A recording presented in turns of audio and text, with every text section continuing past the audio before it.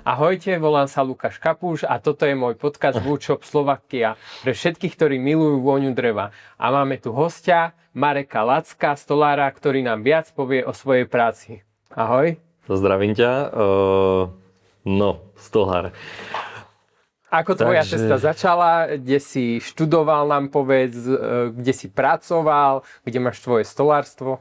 No, začalo to tak, že v podstate stredná škola bola v Pravenci, kde už teda teraz není. Už skončila. To bola stolárska, asi v Prievickom okrese jediná v podstate škola. Najbližšie, neviem, vo Zvolenie teraz asi.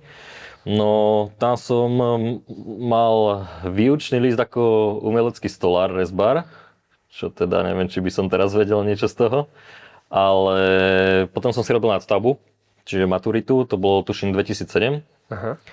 Bolo to tam v tej istej škole, len som proste chcel aj maturitu, tak som si to dorobil hneď a následne v podstate potom som začal pracovať na živnosť u môjho otca. Ktorý mal stolárstvo? No, taká malá dielnička, proste vyrábal si ako živnostník nábytky. Áno. A to začalo tiež tak, že v podstate ja som tam viac menej ako brigadoval, pomáhal ako syn, hej, ešte počas školy, vieš, takže mal od malička k tomu, no jasné, však zo začiatku som čo len nabíjal chrbatiky, alebo neviem, robil som, ja si pamätám tú dobu, kedy sme lepili a hrany žehličkou, vieš, a orezával som dlátom, čiže doba kamenná ešte. No tak to začalo, v podstate ja bol som tam vieš, v sobotu trebalo ísť pomôcť, tak sa išlo pomôcť jedno s druhým, po škole vždy, ja som proste prišiel po škole, chcel som si na počítači zahrať NHL-ku a to bol jeden zápas a ideme robiť.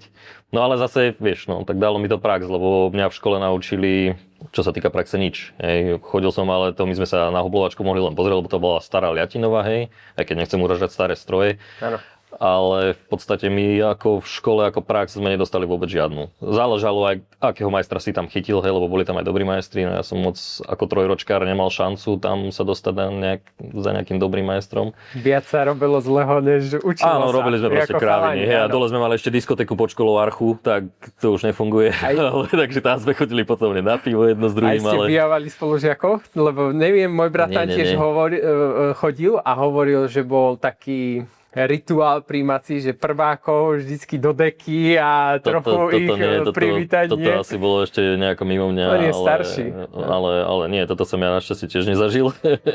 Ale ako škola, fajn, dobre. Aspoň to bolo jednoduché, vieš, tam sa dalo strašne dobre zmaturovať, keďže mne sa moc nechcelo učiť.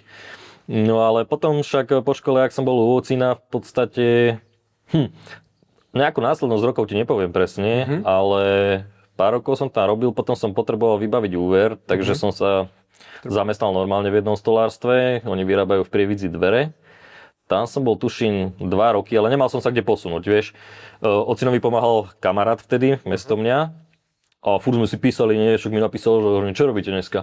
A ideme na montážičku a taká pohodička, vieš, a ja tam záhoblovačka, proste. A každý deň to isté, vieš. Nachystal si naglejky na dvere, nachystal si na konštrukcie proste a nič. Každý deň to isté dookola, vieš. O 8 chvíľa prestávka, potom obed nejaký a do 2:30 to isté, vieš. Robil som tam ešte vozíkára, hej, že vykladal som drevotriesky treba do skladu a tak. No a to ma po roku a 8 mesiacoch prestalo baviť, tak som dal výpoveď. Zobral som úver, no ale to bolo také tiež, vieš, dali ti na pásku minimálku, ostatné, vieš, ako sa to robí dneska. Takže vyplata 0,0 nič, vieš, lebo to, čo si reálne priznal, tak to ti odratali, takže tak reko, že idem sa niekde posunúť. No tak som zase išiel naspäť k ocovi, ale tým, že oco mal svoju klientelu už vybudovanú, ja som bol mladý fagan, takže som klientelu nemal tým, že som to nejako nerobil, že vždy som robil ako keby len pre ňoho. Áno. No, tak som si popri začal tak nejako jednému kamarátovi, druhému a tak som si začal robiť. Svoje projekty, nejaká klientela bola, tak som robil niečo na svojom, niečo na otcovom a nejaké peniaze sa zarábali. A potom som sa zamestnal, ten kamarát, ktorý robil u otca, tak stade išiel do jednej firmy v Pravenci. A ma tak lanaril, že celkom dobre sa tam zarába jedno s druhým, že aj víkend, keď potiahneš, tak dobre, tak som sa tam zamestnal tiež. No a to bola Jama Levová tiež, takže vieš, to ako klasický zamestnanec. Pracovať od nevidím do nevidím. Robiť môžeš, ale tá výplata, vieš, to nič moc. Tak si hovorím, že kokos, čo idem teraz robiť, lebo ja som si vždy, aj tam som si robil, ja som tam sa robil na 2 smeny. Čiže keď som mal rannú, tak som si po obede išiel robiť nejaké fušky a zase keď, tak do 12. som mohol a potom som išiel na poobednú do 9:30. Áno. Takže vždy som si robil tú stolárčinu, ako keby tie nábytky popri tom. Ale nemal som vlastnú dielňu, vieš. Áno. Takže to bol celkom problém, lebo však bez priestoru Čo si sa asi aj nepohneš. túžil mať vlastnú dielňu. Áno, zo začiatku, hej, ale potom, keď som od toho zamestnávateľa odchádzal, tiež som tam vydržal asi rok a pol, alebo tak nejako. A rozmýšľal som, čo idem vôbec robiť, hej, lebo nemal som prachy na to, aby som si kúpil nejakú dielňu. Tak reku, že prvé, čo ma napadlo, že aby som mal nejaké zamestnanie, takže idem skúsiť Slovaktuál. Keď mi povedali, koľko by som tam zarábal, tak že nie. A vtedy ma oslovil kamarát do Norska. On tam rozbehol stolárskú dielňu, ale len takú ako bokovku, lebo on mal gro, jak by som to nazval, tesarčinu a také projekty, že oni tie drevodomy prerábali. Strechy. A takto strechy, fasady tie drevené tam menili. No a už tam robili nejakí chalani aj od nás u ňoho. A to bolo celkom fajn zážitok, lenže problém bol to, že my sme mali už teraz so ženou, sme mali pred svadbou. No ale ja som chodil na 6 týždňov a na 10 dní domov, vieš, takže to bolo na prášky. Takže som tam vydržal len 9 mesiacov, lebo aj tak dosť. už to nebolo také, že že teraz že čo, lebo už sme si každý kvázi žili vlastný život. Áno. Tak som vieš proste... povedať nejakú cenu, koľko si tam zarábal hodinovku cca? No, teraz by som tam za to už nešiel. Ešte vtedy som tam mal 14 eur normálne na hodinu a na čas 17. Aha. Aj tak dosť málo, lebo brat chodil do Anglicka. Ale to je 6 rokov dozadu cca. A on ešte pred tou krízou, on hovoril, že mal... Tam už to išlo okolo 30 a ako keď robili víkendy, tak to už bolo extrémne veľa. Ale záleží, kde sa dostane, že som robil pre Slováka, vieš. Aha, jasne. Takže tam sa to strhalo asi aj pre Slovákov. No, tam je to, ale... On bol priamo. On bol priamo, ako majiteľ firmy, tučne to bola akciovku mal, ale vieš, no nerobil som pre norskú firmu. Áno, áno. Aj chalani, teraz kamaráti tam chodia robiť lešinárov a zarábajú, keď robia pre Norov, originál, tak zarábajú inak, ako keď idú cez niekoho ešte, vieš. No, takže po tých cca 9 mesiacoch som ostal zase na Slovensku doma. No a dúmal som, že čo, ale však nič iné neviem robiť, akože len stolárčinu. Tak som zase išiel k otcovi, ale už s tým, že teda si viacej rozbehnem svoje, len to už bolo také, že vieš, on si tam niečo, to bola malá dielňa. Ano. On si tam niečo začal robiť, ja niečo robiť a už sme sa tak viac menej že bili, že čo teraz, že ja som sa kvázi rozťahoval v jeho priestore, vieš. Áno. No a to bolo také... Už to bolo cítiť, že bolo ten tam otec... už napätie a mne tam hlavne vadilo veľa vecí, lebo ráno si prišiel, keď bola zima trebárs, prišiel si a musel si zakúriť. Vieš, smrdí celá dielňa, dokým to rozkúriš, keď je zlý tlak jedno s druhým, proste nízky prístrešok, keď prišli nejaké formáty, tak to vykladať, krčiť sa tam, že to musíme nejako vyriešiť. Lenže ja keď som hľadal nájmy, tak v Prievidzi to sú strašné palby, aspoň pre mňa ako v podstate niekoho začínajúceho. To bolo strašne drahé, tak... Cez nejaké známosti už sa mi podarilo nájsť nájom v Pravenci. To je v podstate areál bývalého Tatra nábytku, kde to malo tradíciu. Stolárčina, majú tam doteraz, hej, je tam firma, až môžem povedať, Jeka Pravenec, ktorí vyrábajú stoličky. Tí prevzali tú tradíciu. Áno. Takže tí ich robia doteraz a viem, že idú do celého sveta. V Pravenci veľa firiem je takých, lebo aj ja som tam bol kupovať pilu a oni tiež vyrábali do nemocníc barle drevené a nejaké také veci. Môže byť, je tam napríklad ešte nejaké ďalšie stolárstvo, čo viem, že sú tam v nájme nejakí chalani. Nepoznám to tam nejako všetko, ale toto sú tí, ktorým to kvázi aj viac menej nejako sú tam podelení, že im to aj z časti niečo patrí, hej. A prevzali tú tradíciu tých stoličiek. Tak ja som v podstate... Tak tam, ak môžem pozdraviť, vlastne neviem, kde sa pozerám asi tam, tak Evku Krchovú, tá mi pomohla s týmto. A tam som ostal, zobral som tam 108 metrov, to vyšlo, štvorcových, je tam veľká brána, vozík k dispozícii, že keď potrebujem, tak mi vyložia laminov, všetko, takže a hlavne to vykurované. Vykurované. Proste príde obdobie. Vieš, čo oni robia drť? Áno. Či už majú nejaké bukové odpady, alebo respektíve z masívu, aj drevotriesku tam akože schosňujú. Aj kartóny, vieš, a máte radiátory a kúrite radiátormi. Áno, je to proste, áno, kúria takto. A v cene to máš? Je to v cene nájmu. Aj kúria cez zimu, alebo je to také... Kúria, vieš čo, práve, že Pre tieto stroje treba, aby sa kúrilo. Sú tam veľké liatinové radiátory a v zime to je tak, že je to trenková teplota. Vieš, takže niekedy už musíme takže vetrať. Aj pre ten nábytok sa mi zdá, keď sa skladá, musí mať určitú teplotu. Ono tým, že my sme si napríklad, ja som mal takú víziu, že budem si aj rezať, bude to rýchlejšie jedno s druhým, že zanesiem si, mám ďalšiu takú firmu, kde som dával hraniť, že bude to rýchlejšie, ale zase to musíš nakladať do auta, tam to vyložiť, potom znova nakladať, čiže je to také nekontraproduktívne, by som povedal, že presne to, že napríklad mať olepovačku. To bola moja vízia, že mať dobrú pilu, mať olepovačku, lenže keď si to prerátaš, musel by si mať sériovú výrobu podľa mňa, alebo robiť už zase tieto služby pre ďalších stolárov. Áno. Lebo keď to máš mať ako stolár, tak kúpiť mašinu za 100 000, keď chceš mať polyuretán a fakt dobrú mašinu, tak sa bavíme niekde 60 až 100 000, hej. Pozeral nejakú mašinu od niekoho? Olepovačku? Tuto od Kráľovcov som pozeral. Od Král? No, tento a Holzer. značka aká? Holzer Aurigu som pozeral, neviem koľkatka to bola presne typ, ale jednak veľký náklad na začiatok. Áno. A potom servis. Vieš, proste má to diamantové frézy, do tej drevotriesky dneska dávajú, neviem, ak to presne volajú, že to snažia sa ten materiál triediť, ale sem tam nejaký plast nájdeš, hej. Takže proste chytí ti frézu a tá fréza stojí trepne 400 €. Musíš mať minimálne dve, aby si niečo zase vymenil rýchlo, aby si pokračoval ďalej. A keď ti príde servisák, vieš, tiež na hodinu nebere 5 €. Takže musel by som mať fakt veľkú dielňu a robiť niečo proste pásovo alebo takto, aby sa to oplatilo. Tak som od tohto upustil a my sme si ešte minulý rok dosť veľa formatov aj rezali. Áno. Ale to už som proste vypustil. Je to lepšie dať si to spraviť firme, ktorá sa tomu venuje. A ktorej firme ty dávaš rezať? Vieš čo, momentálne dávam dvom. Je to Jada Design z Prievidze a Sezam. To je v podstate ako veľký sklad, tuším aj tu v Žiline sú oni. Áno, oni sú na celom Slovensku aj v zahraničí. Áno, to je to isté ako Javholz, Demos a títo. Tak a oni všetci ti aj režú. dovážajú materiál? Áno. Ale tak lebo všade máme nejaké zmluvy jedno s druhým, čiže vždy si hľadám, kde sa mi viacej oplatí, lebo u každých mám iné zľavy na iný produkt. Áno. Ale napríklad teraz mi vraveli títo zo Sezamu, takže dá sa to do týždňa.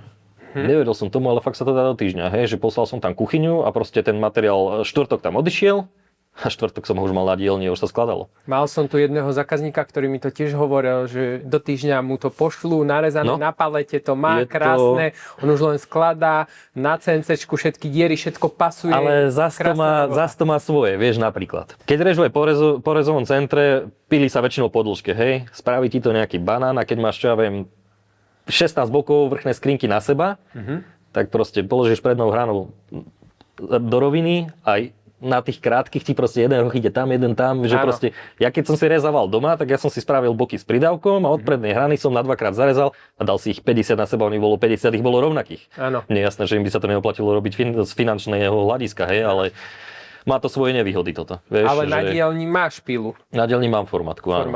A tu máš akú? Martinku. Ale staršiu, T66, ale na novú není, lebo to je niekde 32 000 bez dane, tuším, mi naposledy vraveli. Keby si chcel novú. No, keby som chcel. Ale tak pilu formátku treba mať na dielni, lebo keď potrebuješ niečo zvlášť odrezať alebo niečo, čo ti nesedí, tak si odrežeš. No. Napríklad ja mám teraz chalana stolára u seba a ten mal nájom, ten zrušil a mal ísť do zahraničia, nakoniec sa rozhodol, že nejde, že ostane robiť so mnou. A on fungoval bez formátky, ale nechápem ako.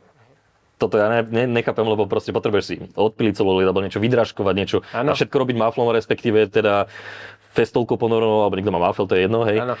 A neviem si to predstaviť, hej, že robí to na kolene v podstate všetko, to nie. My sme aj u oca boli zvyknutí, on tam mal malý kusink, ja som tam šupoval aj veľké formáty po dĺžke, akože bola to robota ako Mongol, keby to niekto pozeral, že odpilím si s pridávkom, dorežem maflom, otočím, porezávam, no robota na to, čo máš spraviť za 5 minút, robíš pol hodinu, hej. Ano. Ale ono sa to nejako posunulo, tak a tiež som mal obavu, že idem do nájmu, kde na to zoberiem peniaze, vieš? Áno. To je jedna vec, že u otca sme boli tak, že hej, pomaly zadarmo, lebo budova bola jeho brata.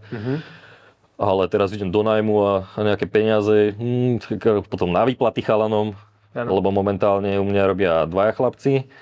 A tiež to máš aj záväzok, aby si im aj dal robotu, lenže musíš tej roboty aj nazháňať toľko a je to také, no. Také. A ešte máš čo v dielni?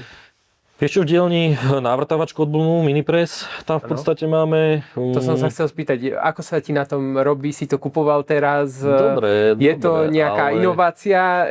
Zrýchli ti to proces? Ale napríklad, už by som to možno nekupoval a kúpil by som kolikovačku s nadstavcom, do ktorej sa dajú dať v podstate originál hlavy, či od Bloomu alebo Hetichu. Áno. A navrtá ti to isté, navrtá ti 35 na misku a navrtá ti, ja dávam inzertové panty. To sú tie, že ich tam iba zacvakneš a držia, nemusíš nič robovať. Hej. Áno.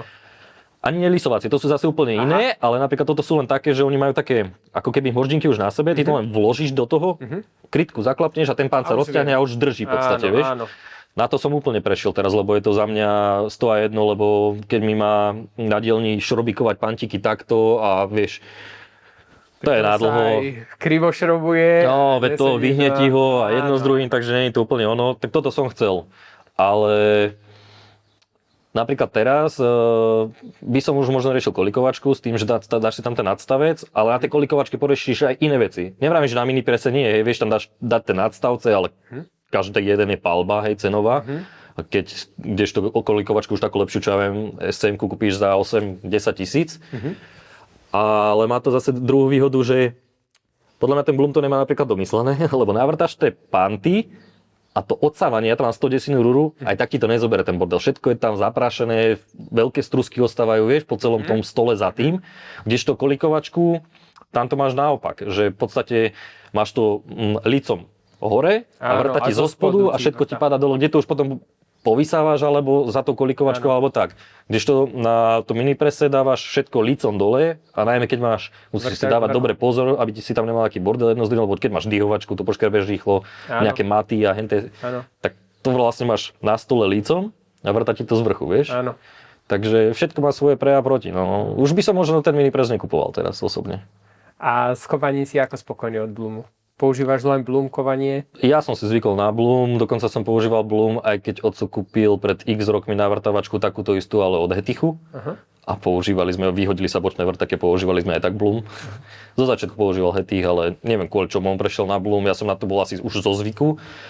A dokonca používam Bloom tak, že napríklad keď vyšli nové zásuvky Merivoboxy, tak si tam so mňa robili v obchode srandu, že vy ste prvý, čo to tu že čo to stále bere, že všetci to je Antara, klasické.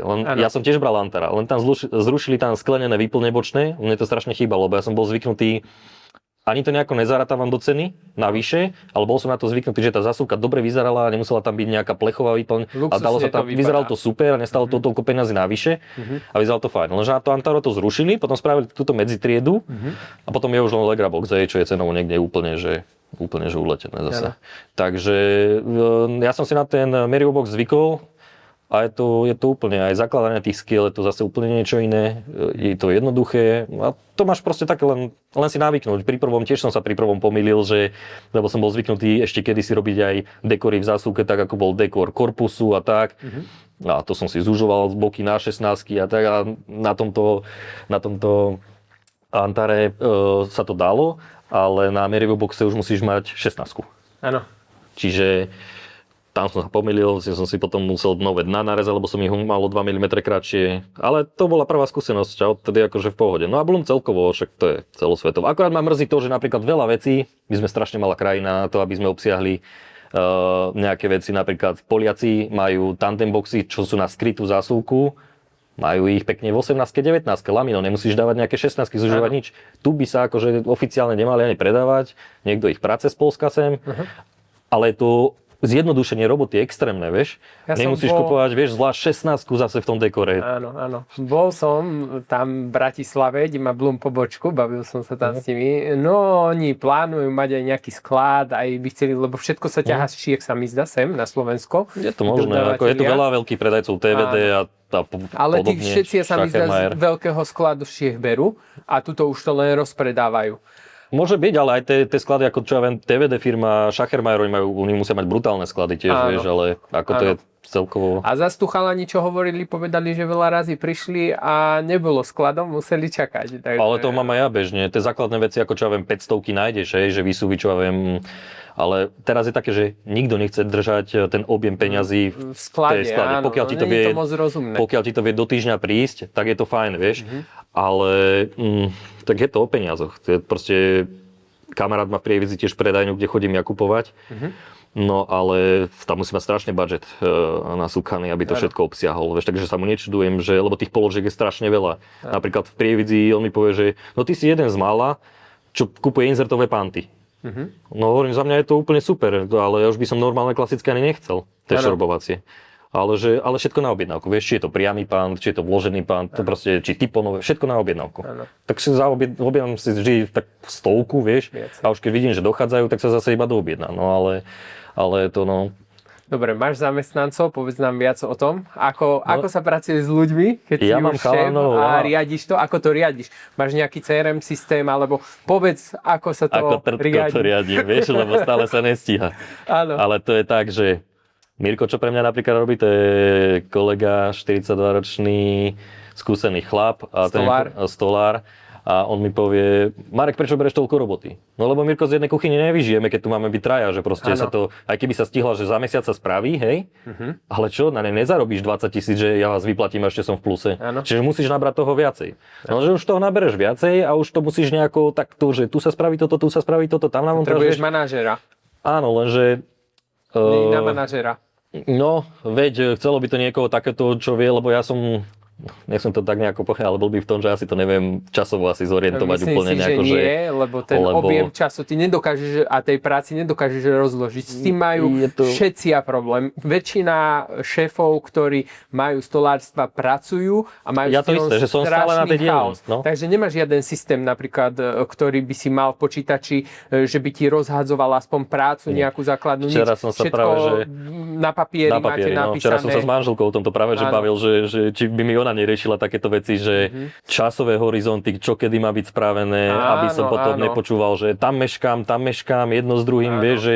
Lebo teba to nemôže napadnúť, toho je strašne veľa, čo ty máš napadnúť ma to napadne, hlavne keď ti aj ľudia vyvolávajú, že už ste to mali byť pred týždňom, trebár sa trepnem, nevravím, že nie sa tým tájať, proste každého stolára, čo poznám, tak to funguje, že proste klobúk dole pred tými, čo stíhajú nestíha nikto. Na deň. A ja som si dával a vždy o 2 týždne, to je akože normálne, treba sa pripraviť na to, že treba môže sa ti stať aj to, že napríklad ty ideš ak na hotové objednať materiál a povieš, že je vypadnutý tu, najbližšie v Košicoch, no ale to my preskladneme za 2 týždne. Áno.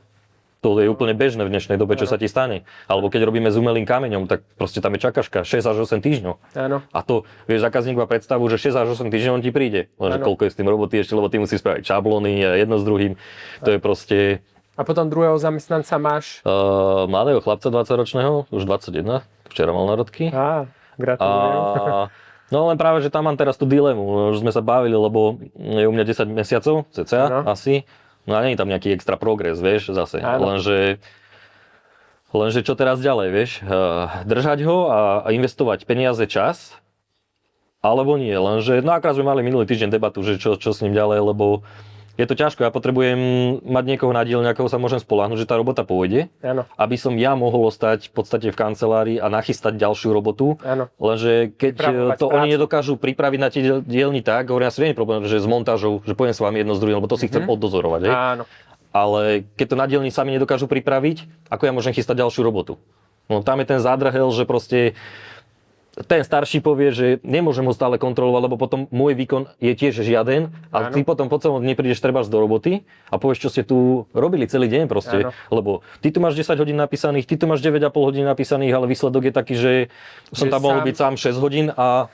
Sám vieš, koľko stihneš, máš to odsledované, ale... Akože dobre, niekedy sa vyrobí niečo, že trebárs napríklad teraz sa mi pokazilo domino BF 500, čo sú také drevené kolíky, čo sa robia na proste niečo tam odišlo. No, tak sa to spravilo lamelovačkou, lenže proste keď to nalameluješ, už to dlhšie schne, lebo tie kolíky sú dlhšie. Ja napríklad, keď robím vnútorné zásuvky, tak sa to robí na toto domino, lebo proste to nabiješ a už ako keby to hneď... To máš od festolu? Áno. A už ako keby hneď to drží, vieš. Čiže tá svierka tam stačí jedna, druhá. A kdež to dáš lamelu, tak to musíš proste nechať zatiahnuté, aby to zaschlo do druhého dňa, lebo na tej to nemá pevnosť, hej. A toto sú tie veci, napríklad aj mladému vysvetľujem, keď tú zásuvku skladáš na to domino, tak prečo to nerobíš tak, že on si dá svierky a odloží to bokom. Ale potom to zase za chvíľu chytáš naspäť a svierky dávaš dole. Hovorím, že keď máš desinkové dno, tak ho tam hneď šupnem, keď to mám svierkami otočené. Pochytám uchyty, čo majú byť zo spodu, navrtám diery a vybavené. Už ju môžeš rozpojiť, lebo na tom domine to už je toľko suché. No a to sú tie veci, že pri tej robote treba... Nie každý má túto predstavivosť o tej robote tak rozmýšľať. Sú ľudia a sú ľudia. Veď presne, Včera len... som počúval podcast, kde to vysvetľoval krásne, že máš určitý čas a pokiaľ vidíš, že to nejde, netreba tých ľudí držať, treba ich poslať ďalej a nájsť si ľudí, ktorí to budú robiť od začiatku a budeš vidieť, že ich to baví a že sú v tom zruční. Nie každý má tú zručnosť pre tú vec.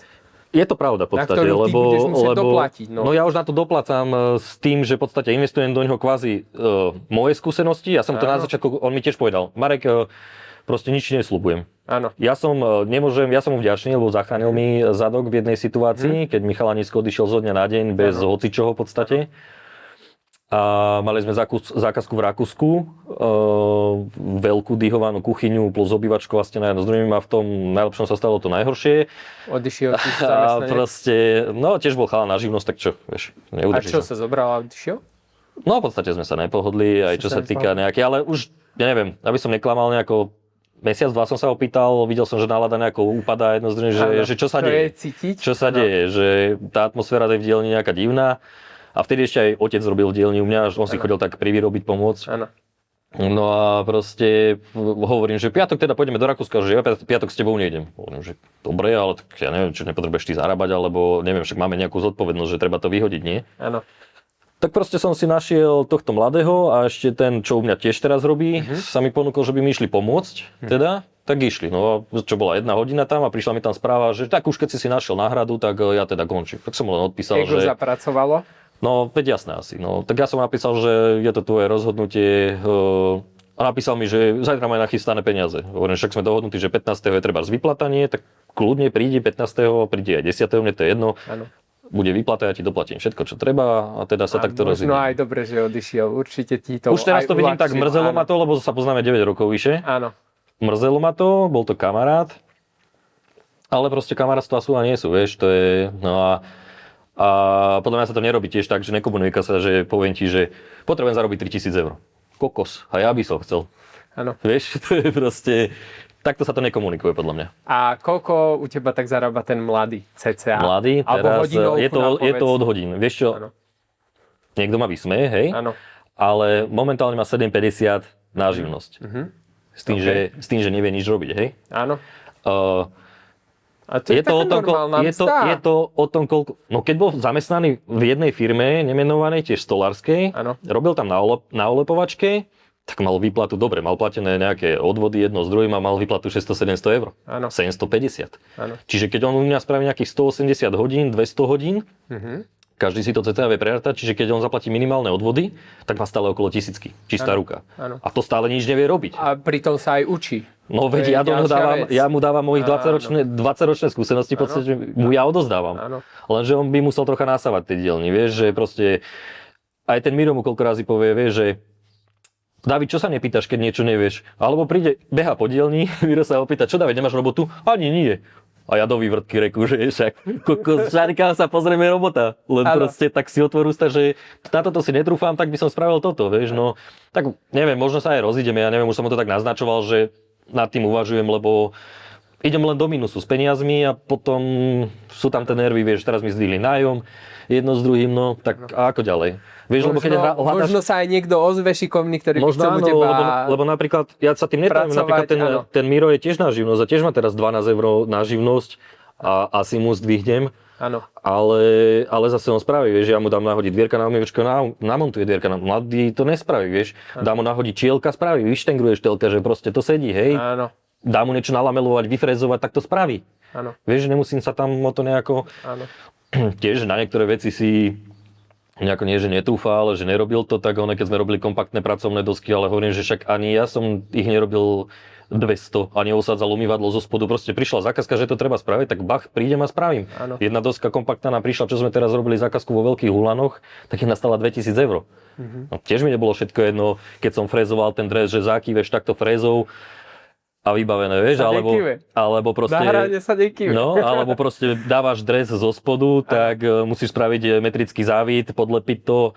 No a doska má 12 mm len. Aby to neprasklo. No, a aby si ju nejako neprevrtal, alebo niečo, tak proste, ale tak je to výzva, tak to chytím a spravím proste, nie? Áno, je to výzva. Človek sa učí celý život. A áno, hej, stojí to 2000 eur a bol by to nepríjemný škrt, Ale čo, no teraz máme dihovanú kuchyňu, kde je umelý kameň a tiež ten chalanisko, čo odo mňa odišiel, Áno. tak prvú kuchyňu do Rakúska, čo sme robili, tak on s tým mal skúsenosť, ja som bol len na kurze. Áno. On s tým mal väčšiu skúsenosť, tak Gro spravil v podstate on, pomáhal môj oco, ja som bol tedy na dovolenke. Ale spravilo sa to. No a teraz máme zase kuchyňu a tak proste som objednal veci a ideme do toho. A dokonca ešte je do oblúku a to A prečo si vymýšľané. dávajú ten umelý kameň? V čom to je dobré? Je to nenasiakavé, nenapočíti to vodou, dá sa to po čase opraviť v podstate. Neviditeľný spoj. Ono je to od tej zrnitosti v podstate tých kameňov, akože tých vzoriek je veľa. A čím to má viacej kamienkov a týchto srán, tak sa môže stať, že proste ten spoj uvidíš, hej. Ale Okoľko to je lacnejšie ako kameň? ako klasický kameň? To ti asi nepoviem, lebo kameň klasický môže byť čo? Môže byť žula, môže byť nejaká mramorová doska, môže byť od kamenára nejaký vybrovaný kvázi betón, ten falošný kameň. Ale No ale nemám vôbec v tomto, lebo ešte som nemal zákazku, kde by som dával žulovú dosku, vieš, no. A oproti MDF-ke alebo inému materiálu, prečo si to dávajú tí zákazníci? Tak vieš, z MDF-ky nespravíš pracovnú dosku, jedine, že by si ju zadihoval. Áno. Ale máš klasickú pracovnú dosku, kde sa bavíme za, čo ja viem, 4-metrovú dosku, keď je to nejaká klasika, nejakých 160 eur za 4,10 m, hej, 60 klasickej. No a tento kameň sa predáva vo formátoch, aspoň ja čo robím, tak kerok. Vyrábajú to, tuším, Poliaci alebo Slovinci. Viem, že to cez Poliakov sa to nejako dováža asi. A základný rozmer je, tuším, 640 x 3600 a potom je ten väčší, čo mne teraz prišiel, 1330 a dĺžka je rovnaká. A z toho už si vieš zase vyťažiť. Ale ty vlastne ideš na tú dĺžku celej tej kuchynskej linky, hej? Áno, a už keď tak musíš zase nadpájať, kdežto napríklad v rohoch, keď nadpájaš, niekto si myslí, že však fiknem to takto a spojím. Nie, aj keď máš rohový spoj, proste nemôže byť napríklad ostrý spoj v rohu, musí tam byť radius. Áno. Nemôžeš to spájať rovno v rohu, musíš tam mať nejakých, tušíme tam 120 mm, až tam to môžeš zase nadpájať. Má to nejaké svoje pravidlá. Áno. Ale je to napríklad lepšie ako kompakt. Ja som není nejaký úplne veľký zastanca kompaktných pracovných dosiek, už len skrz to, že ten materiál stále pracuje. On žije svojím životom, lebo je to také, že napríklad mal by si ho lepiť iba na lepidlo, druh nejaký, niečo ako silikón v podstate, ale originál je tak napísané v popise papierovom, že aj tam, kde je to akože styčná plocha, ako pracovná plocha, aj tam by mali byť 3 mm. Jak tá kuchyňa bude vyzerať, keď máš, čo ja viem, úchyty teraz tie skryté, čo sa dávajú. Ja to beriem z Galej, neviem presne názov, oni to majú pod číslami S057 a tak. Ale je to také L-ko a dvierka máš na tom, hej. Ale lenže doska to prekrýva. A keď ty tam spravíš fugu, tak je to vidieť, vieš. Tak proste aj teraz sme nalepili ten kompakt normálne na surovo na to. Možno ten silikón ho nejako vymedzí, no ale viem, že keď sa z toho robí zástena, tak proste musíš tam spraviť mriežku, to volajú, a difúznu, aby to dýchalo. Nemôžeš to nacapiť na stenu, lebo ti ho vykrúti časom, alebo niečo také. Zmena teploty. No a napríklad aj, čo sú dizajnéri, vieš. Ono je síce pekné, že niektorý dizajner nakreslí trebárs pult, hej? Dá tam aj kompaktnú dosku aj nabok do 45-ky najlepšie zara. Áno, to nie je technický problém spraviť. Lenže neviem, či oni nad tým rozmýšľajú, keď to počítači kreslia, že napríklad keď ty tie bočné len prilepíš, tak už som videl zákazku jednu takú, že takto ho vyhlo, aj na tých spojoch, ktoré boli zlepené, a proste takto ho odstrelilo. Prišrobovať ho nemôžeš, lebo keď ty ho k tým bokom prišrobuješ, tak on má takú silu, že on praskne. Šrob ostane a on proste takto praskne ten kompakt. Vieš, lebo... A už ste mali nejakú takú reklamáciu, alebo... Ja zatiaľ nie je kamarát, hej, že mu ju vyhlo, ale tiež robil s tým možno vtedy prvýkrát, keď sa mu to stalo, praskol to na stenu, normálne takto ju vyhlo. Nechcem to v živote vidieť takým, no proste musíš dodržať nejaké postupy. Áno.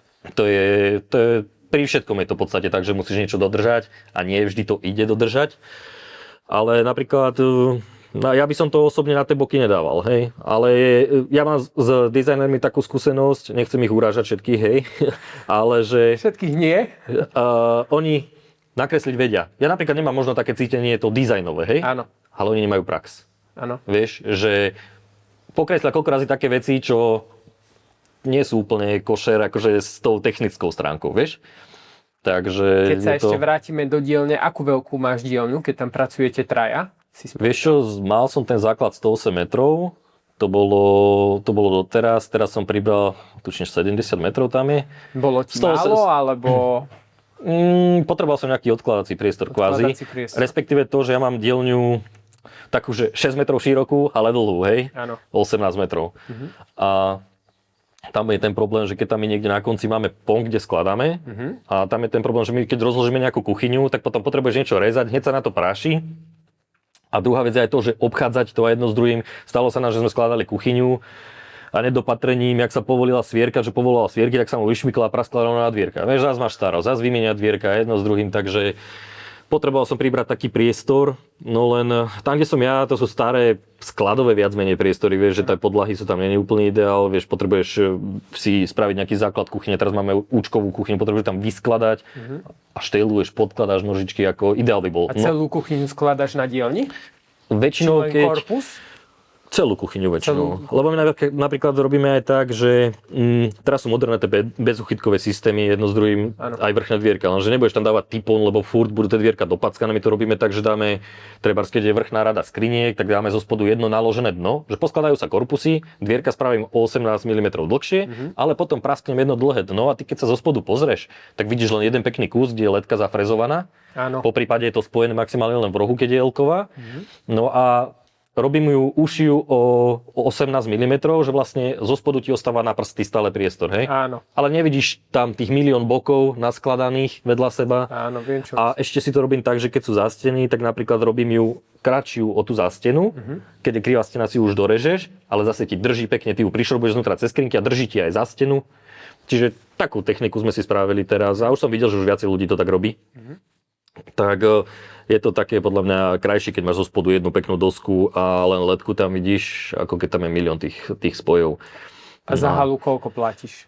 Ak nám môžeš povedať. Doteraz to bolo za bagateľ, dá sa povedať, nejakých, za tých pôvodných 108 metrov, čo som mal, tak som platil necelých 600 €. Áno. 555 tuším, plus elektrika, hej? Ano. Ale je to vykurované. No a teraz to bude ponovom aj s elektrikou, som to prerátával okolo 930. Niekto si povie, že kokos, však ja platím 2000, no ale to je už asi väčšia firma potom, hej? Ja som obyčajný živnostník, čo má momentálne 2 živnostníkov ako silu, hej? Áno. A koľko kuchyň tak urobíte za mesiac? Koľko nemám to úplne otypované, lebo záleží od náročnosti kuchyne. Áno. A koľko si myslíš, že by ste mali urobiť? Mali by sme urobiť zopäť by sme mali urobiť, ale to je nonsens. Koľko sa robí taká kuchyňa? Keď je to klasika drevotrieska nejaká, že len trepnem rovná, hej, tak vieš zbuchať za týždeň. Áno. Hej, ale už s tým, že ti príde v podstate materiál jedno s druhým, tak za týždeň ju vieš zbuchnúť. Keď máš nejakú krátku kuchyňu, ako sme začiatkom roka robili do Prievidze jednému chalanovi, tak to bola len bytová kuchyňa, hej. Proste to bolo za týždeň vyskladané a ideš montovať, hej, čiže do 2 týždňov tam tá kuchyňa bola, lebo hej, niečo sa prerábalo, to bol starý panelák, krivé to bolo, tak niečo sa tam prerobilo, ale... S čím býva taký problém v krivých panelákoch? Stena, vieš, to je proste stena, letí koľko razy 3 cm preč. Potom čo robíte? Podkladáme kadejako, hľadáme si rovinu jedno s druhým, vieš, vrchné skrinky, lebo ty nemáš problém vrchnú skrinku namontovať na krivú stenu, lenže keď ti to priečí, tak potom už ten dvierka nedošteluje ani Ježiš, keď príde z kríža, tak to nevyšteluje, vieš. Takže to ti priečí. No a toto je ten problém, že paneláky sú strašne krivé, ale vieš, dneska sú krivé nové stavby. Zoberieš elektrický hoblík, nie? Nie, na vrchných skrinkách moc nemáš čo nahoblovať, vieš.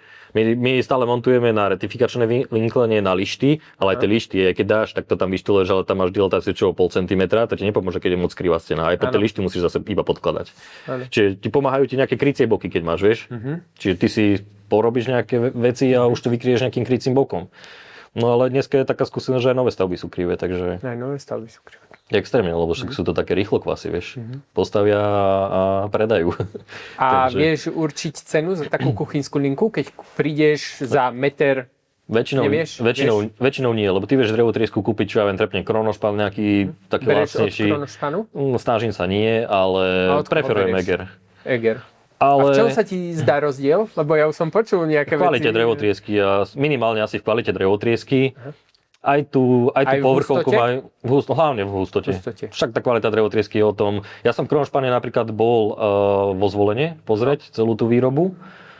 Akože vyzerá to super, vieš, to ti idú také nekonečné pásy, to režú, no ale V Egri som nebol, hej. Ten je najbližšie asi v Rakúsku. Ťa môžu pozvať? No, mohli by. Ale mám pocit, že napríklad pri tej bielej V960, keďže ako taký základ na korpusy, ide všetko dolu vodou. Či už tie normy, ktoré asi dávajú, tak drevotriesku, keď si pozrieš, že koľko razy príde niekto a nechá ti starú skrinku a rozpíliš ju, tak tá drevotrieska bola taká hutná, že proste jak masív skoro, hej, že to bolo natlačené riadne. No teraz to proste... No ale si zober, že tu sú len dve firmy, ktoré to robia. Nie, však je ešte potom Kindle. A je ešte potom, ani ma nenapadne, ešte sú také tie lacnejšie záležitosti, ale je tých výrobcov viacej. Viacej, no. A tu Kindle... na Slovensku, alebo dovážajú? Kindle sa dá kúpiť aj na Slovensku. Ale že či je výroba na Slovensku? Nie, určite. No, na Slovensku je len Kronošpan. Len Kronošpan. Tak možno aj preto si dovolia robiť takéto veci. Ale vieš, aj ten Eger nie je to, čo býval, podľa mňa. Ani ten Eger. Možno pri tých drahších, ako je Halifax a pri týchto, kde aj hrubšia laminácia, možno pri tých je troška kvalitnejšia tá drevotrieska, ale nemám ten pocit. A keby si mal ešte pri tej cene tej kuchynskej linky, vieš povedať nejakú? Vieš čo, toto sa veľa razy ľudia pýtajú, keď idem niečo niekde naceniť, alebo respektíve keď prídem na obhliadku ešte len. Môžeš povedať celý ten proces. Človek na obhliadku, najlepšie, keď prídeš na obhliadku a povedia, že však si rovno pomerajte, je tam stará kuchyňa, a aby sa rovno aj teda potom robila. Minulý rok som to tak spravil posledný krát pre kamarátkinho otca. Áno. A už nikdy viacej. Proste, vieš, nikto sa s tebou nebude baviť, aj trebárs veľká firma, keď prídeš, čo je Dalno, je čo vnímam ako asi najväčšiu firmu na Slovensku, čo sa týka kuchyň. Ani sa s tebou tiež nebudú baviť, keď proste prídeš, že je tam stará kuchyňa. Áno. Vieš, proste prídu, keď je pripravený priestor na zameranie kuchyne, lebo vidia, kde je presne voda, ako to je situované všetko. Takže kuchyňa musí byť zdemontovaná, keď chceš novú kuchyňu. No tipi-topi, no najlepšie, keď to je pripravené, že je tam nová podlaha jedno s druhým, vieš, že... A všetko v rovine. No tak to nie je nikdy, ale aj teraz máme panelákovú kuchyňu, ktorú som už kreslil a pôjdem to ešte len merať, ale to rovné nebude určite, to je... Dobre, prídeš, vidíš, kde sú vývody, zameráš si to, ako zameriavaš? No tak laserom, ale ono je to, vieš, ja keď prídem a mám niečo naceniť, lebo neviem, či z toho niečo bude, či je to kuchňa, alebo stávaná skriňa, alebo čo, tak prídem, našťuchám nejaké miery, spravím cenovku a hovorím, keď sa rozhodnete, tak potom prídem a spravím si finálne zameranie, hej. Lebo aj tak to robíš, aspoň ja to robím zatiaľ zadarmo stále. Áno. Vieš, že proste obetujem tú naftu, ten svoj čas, idem tam, pomerám a stane sa sem tam, že proste z toho nič nie je, lebo určite. Pre niekoho sme drahí, hej. Nájdu niekoho iného. Niekoho iného, lebo je stále v Prievidzi strašne veľa majstrov, čo robia, no tak neviem, či mám nazývať majstri, ale stále veľa ľudí, ktorí robia popri robote, hej. Ešte keď existovali bane, tak to bolo kopu baníkov, čo robilo popri tom nejaké, jasné, kuchynky, hocičo. Od stolára k bani, lebo trošku taký rozdiel tam je pracovný. Ale potom akože za mňa tam ten výsledok potom je vidno, no lenže keď ju spraví o 3/4 lacne, lebo nemusí platiť nájomník, kde nemusí platiť nič, že má doma nejakú vrštať, kde si to spraví, takže...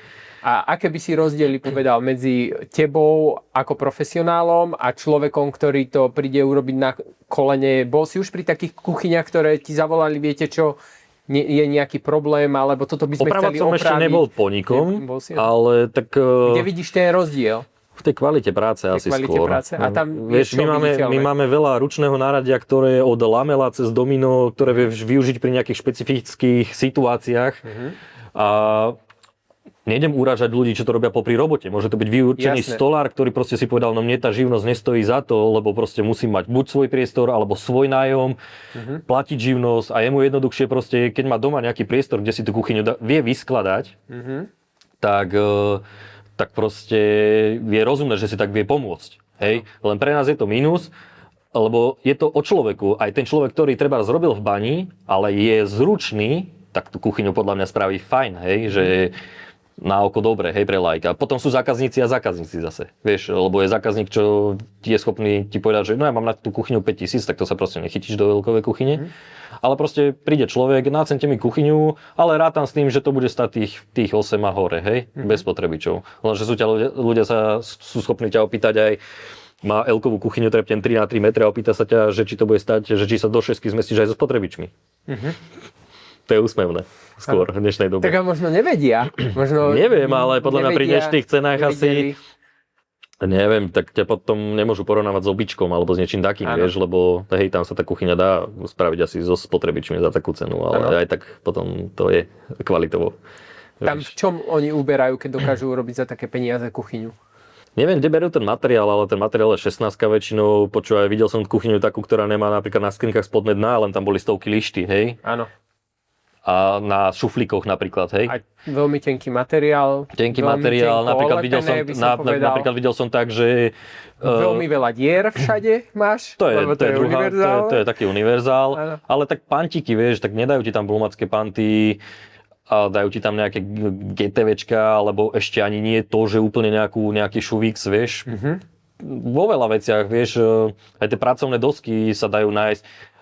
Ja neviem, napríklad Obi alebo Mercury Market, aká to je firma, či to ide z Poľska, ale aj tam to vedia nejako ošidiť asi zrejme s tými cenami, lebo proste tie pracovné dosky majú nejako lacnejšie, ale to vidíš, že oni si to nazvú svojimi názvami. Oni tam nemajú, že je to Krono, alebo je to Eger, alebo takto. Oni si proste dajú svoj názov a ty nevieš, či to je Flyderer, ešte to ma napadol taký výrobca.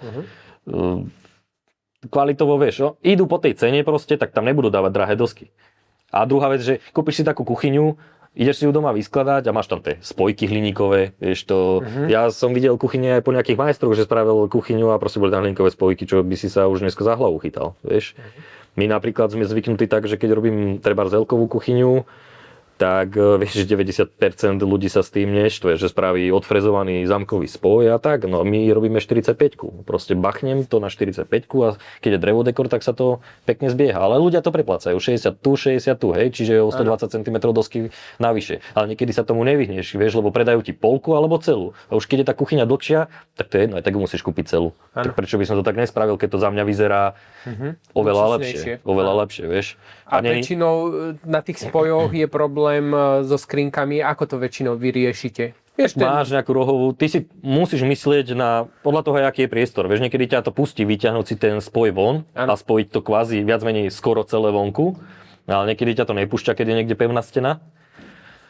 A proste musíš mať tú skrinku prispôsobenú tak, aby si sa zo spodu dostal, lebo sú dva druhy, proste máš buď kovový zámok, čo doťahuješ šrobami a ja dávam tie, ktoré sú odvrtáš 45 dieru, praskneš to donútra a imbusom to pekne dotiahneš. Lenže vieš, aj dresové dosky.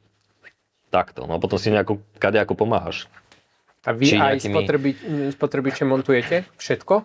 Montujeme, ale nezapájame, lebo v podstate nezapájame. Vieš, rúru vieš pichnúť do zasúvky, v mikrovlnku tiež, ale keď sme mali ako teraz vo veľkých volanoch výsuvný digestor, tak v podstate jediné, čo som napojil, tak som napojil odsávanie do zeme. Ale inak zapájať, tam nemal koncovku, čiže nech mu nahodí elektrikár, ja to viem nahodiť, ale náhodou sa tam niečo pokazí pri nejaký skrát a čo, však vieš, že máš dať fázu a toto, hej? Áno. Ale napríklad indukcia, tá veľakrát nemá koncovku, lebo sa zapája priamo na silný prúd a priamo do toho spotrebiča, že ho musíš otvoriť. Ja na to nemám papier, aby som mu tam dal štempel na záruku, trebárs, hej. Čiže indukcie nezapájam. Ale čo sa týka bežných spotrebičov, hej, tak do zasúvky to vieš pichnúť. Takže prídeš na hrubo, pomeráš, naceníš, urobíš nejakú cenovú ponuku. Áno, ľudia si vyberú materiál, spravíš cenovú ponuku a už od toho sa vieš odpichnúť. Len napríklad to, že hej, keď som robil ešte ovca v dielni, tak som si nedával do cenovej ponuky režia, dielňa a takéto veci, lenže to v dnešnej dobe to musíš zohľadniť. Keď ťa nájom stojí toľko peňazí, a tak ty si spravíš odhad, je to kuchyňa asi takáto veľká, viem, že na dielni sa bude robiť minimálne 2 týždne, tak si tam proste musíš prasknúť tú režiu, dielňu, lebo ty, keď to tam nedáš, tak prichádzaš o svoje peniaze. Áno. Svoju rodinu pripravuješ o peniaze, áno. Je to, lenže podnikanie, áno. Lenže tým si zase drahší potom, vieš. Môj sused povedal, že aj toaletný papier si tam treba započítať. Všetko. Je to pravda, ja som donedávna nerátal ani naftu, lebo na tých zľavách, čo ja mám na materiáloch, tak som si tú naftu vykryl ako kežmi. Ja milujem tie reklamy, čo sú, že montáž zadarmo a toto. Vieš, však je to v tej cene, hej, tak ja to tam nepíšem, že montáž je zadarmo, lebo je to v tej cene. Ale je to taký reklamný ťah. A napríklad vynesenie kuchyne máte v cene? Máme v cene, ale ľudia si to nevážia, podľa mňa. Nevážia. Alebo vieš, povedia ti, ty si drahý jedno s druhým, ale oni nevidia to, že ty najskôr to všetko naložíš do auta, zabalíš do strečky, potom to vynosíš tam ku ním. Mali sme zákazku v Kysuckom Novom Meste, začiatkom roka, na štvorke bez výťahu. Len vynosiť to náradie všetko tam, nepôjdem po 200 schodoch s rudlou takto, hej, takže kufríky a narúčaka všetko. Na prašky, však my sme stade odchádzali vyťahané ako opice, lebo proste tam išla kuchyňa, obývačka, 3 stávané skrine. Ojoj. A s tými stávanými skriňami okrem políc, však tam výťah nebol, tam sme so všetkými išli na pešiaka. Takže Tam A všetko dobre dopadlo? nič sa neprerábalo, našťastie. Aj máš dobre. také, že ťukli ste dvierka alebo niečo, jasné. Tak ale to vymeníš. Vieš, je najhoršie je to, normálna že vec. keď niekto robí pre teba v dielni a neprizná sa. Áno. Aj také už bolo. Oj. Aj také už bolo. A to proste vtedy vybuchneš, vieš, lebo to proste je tvoja vizitka. Vieš. A teraz poslednú takú, čo mám momentum, že zrovna môjmu susedovi sme robili skriňu na chodbu v podstate. A prišiel som do dielne a boli to také 3 segmenty, že v strede sedenie a 2 skrine, vieš, a natypony. A prišiel som do dielne a Miro tak hovorí, že priznaj sa mu, ako mladému, hej, že a typon, čo sa vrtá, tak nejak mu ušiel vrták, alebo neviem, čo tam dovádzal s tým a bolo to tam zavoskované a to si mal priečku vo výške očí rovno, hovorím, že to si robíš srandu, som mňa reku, že jednak to ide susedovi, to je na mojej ulici a druhá vec, že to nemôže proste takto byť, keby to bol aj nejaký roštek policie, ktorý je vnútri v tej hĺbke, dobre, hej, to sa proste, robí to každý, hej, lebo nebudeš kupovať takýto formát treba kvôli tomu, že tam to vieš troška privoskovať, hej? Áno. To sa nejdem tajiť, lebo to robí úplne každý, hej? Ale toto bolo, že nie, hej? Že to neprejde. Lenže najhoršie to, že tá skriňa, ona nemala veľa dielov, to bolo spodné dno, priečka, vrchné dno. Lenže všetko nalamelované a pošrobované. Čiže ty tú policu len tak, že nepovolíš a nevybereš. Musíš rozobrať celú skriňu. Aj to lepíte? Nie, kvôli týmto veciam. Lebo tá lamela ti nesie iba strih, proste nemusí byť nalepená. Ale bolo proste treba chrbát vybrať celý, čiže vysponkovať to von, rozobrať to celé. A ja ti poviem príhodu. Mne robili kuchynskú linku, urobili mi dosku, išli vyrezať dres, zobral kmitku a s kmitkou ide. A za ním taká riha. A nie, že by to bolo pod... ty si to oliepaš? Lebo ono by sa to nerobíme, tak. Ono by sa to malo olepiť, no keď to tak chceš robiť na mieste, to olepíš, nie? A ideš a režeš, nie? On mi tam urobil 10 cm čiaru, nič ani nezavoskovali, nechali tak. Tak doví, a novú dosku. A ako sa to robí? Ako to vy robíte? My to vyrezávame festolkou, proste si zaznačíme, my proste ustavíme si dosku, ako má byť, zo spodu si ju obkreslím, kde to vychádza, dáme na kozičky, pozrieme, aký je dres, miery, nahádžeme si risky, kocúrom to zarežeme, len rohy sa dorežú v podstate vypilovačkou a potom to je už vonku. A máš rovný rez. No jasné, lebo to máš ponornú pílu, ktorá ti spraví rovný rez. Vieš, a tá vypilovačka proste, niekto to volá chvostovka iné, niekto to, sú rôzne tie názvy na to, ja to volám vypilovačka, hej. Áno. Priamočiara píla.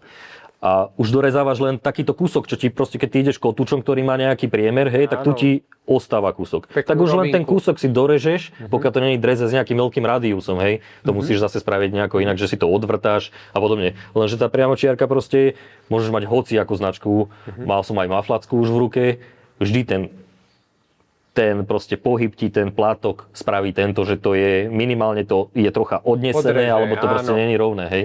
Takže my si to vyriežeme takto. Bolo by to ideálne možno aj frezovať, len strašne dlho by to trvalo. Lebo Festool má prípravky aj na to, že si proste hodíš si rám, dáš kopírovací krúžok a celé to odfrezuješ. To je bol ideál, lenže strašne veľa prachu. A strašne dlho to trvá. A tú frézu môžeš proste dať hneď rovno ostriť. A všetko máš od Festoolu na rade? Čo máš také 90% dielni? 90% mám od Festoolu. Čo sa týka fréza, uťahovačky, vysavač, všetky tieto veci, toto mám od Festoolu, potom A prečo? Lebo sa ti s tým dobre robí? No, za mňa je to najlepšia značka, čo sa týka stolárskej výroby. Ale čím? Že chytíš tú vrtačku od, ja neviem, Makity, chytíš od Mafla, chytíš od Festoolu, v čom by si majú vychytávky, ako tie rýchlo upínacie hlavy, v podstate, že nemusíš to akože dávať si bit a šrobovať, vieš, ale proste máš to tam, nacvakneš to, aj vrtaky majú správne s koncovkami, ktoré iba nacvakneš. Ponornú pílu mám 10 rokov, nepokazila sa. Už len to podľa mňa svedčí o tom, že je to kvalitný výrobok, hej. Jasné, že už som ten bajonet, kde sú koliky, oni všetky tie náradia od brúsok a všetkého majú na ten bajonet, že toto proste zacvakneš, zvrtneš a máš jeden kábel ku všetkému, hej. To je mega.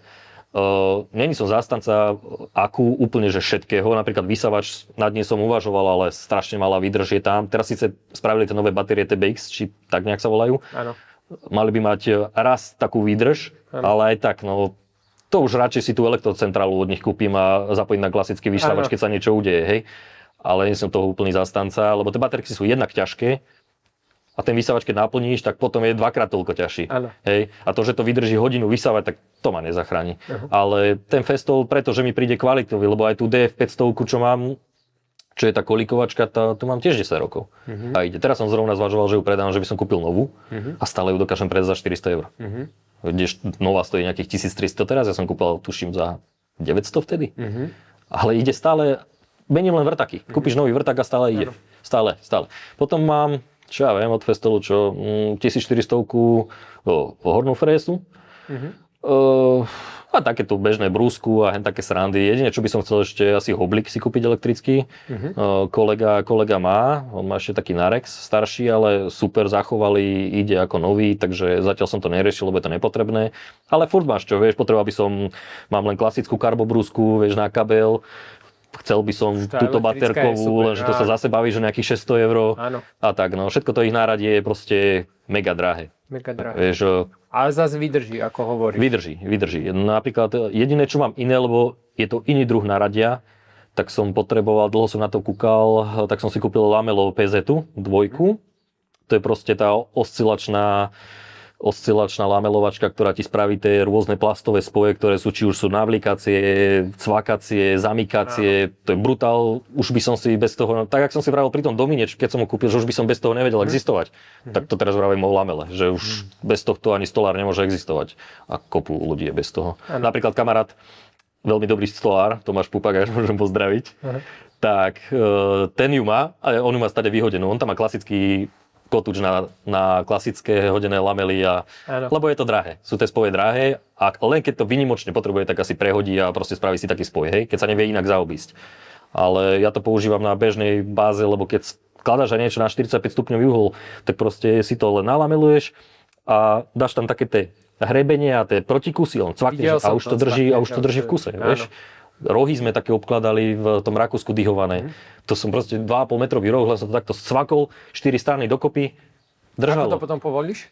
Ťažko. Keď to podlepíš, hlavne je ťažko, ale dá sa to vybuchnúť kladivom. Áno. Dá sa to vybuchnúť. Je to... Bez poškodenia materiálu? Bez poškodenia. No, hej. Lebo ono to dosť v dĺžke, respektíve ono to spraví taký jarčok a kmitne to. Čiže ono to v také ako keby drážke drží, možno v takejto hĺbke lamina, vieš, čiže ti to len tak niečo nevylupí. Takže toto je super za mňa vec, tu mám asi 2 roky. Čo také iné? No, oscilačné nárade, čo je taký ten, môžeš tam dať špachtlu, alebo tam môžeš dať proste narezanie prípravok, nabrúsenie prípravok, tak to mám od Fajnu, lebo som to narýchlo kvôli jednej zákazke, kedy si potreboval kúpiť. A Fajn, akože oni to vlastne vyvinuli. Čo viem, potom patent kúpil zrejme asi každý, lebo má to Bosch. Prvé, čo som chcel kúpiť, že kúpim, že takú lacnú, že kúpim Božku. No keď som videl to upínanie, že proste to tam musíš šrobovať ako pacient, hovorím, že na to nemám čas. A Fajn má ten Starlock, vieš, to len odklipneš, vypadne, nacvakneš a ideš stále a rýchlo. Hej?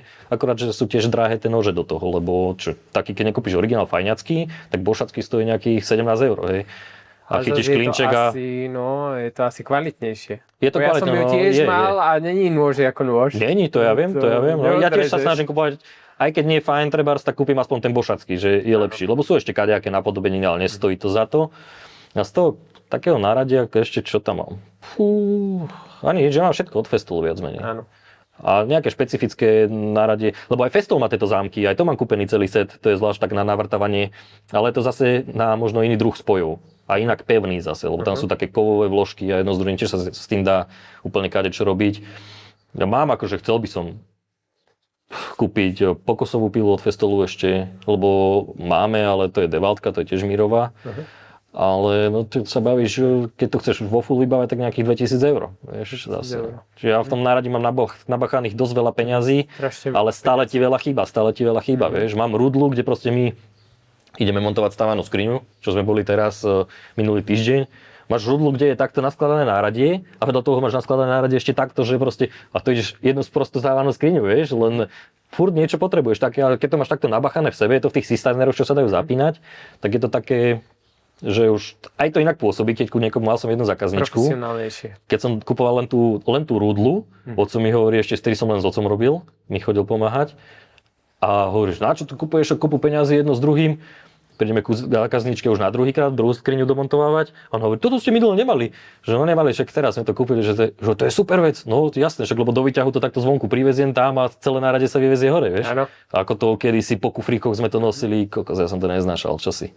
To je extrém. A ako kontroluješ tú kvalitu toho zákazníka? Máš nejaký dotazník pre zákazníka, ktorý vypisuje, že či je spokojný s vašou prácou? Akú máš odozvu od tých zákazníkov? Vieš čo, zatiaľ také nerobíš? Zatiaľ som sa k tomuto nejako nedostal.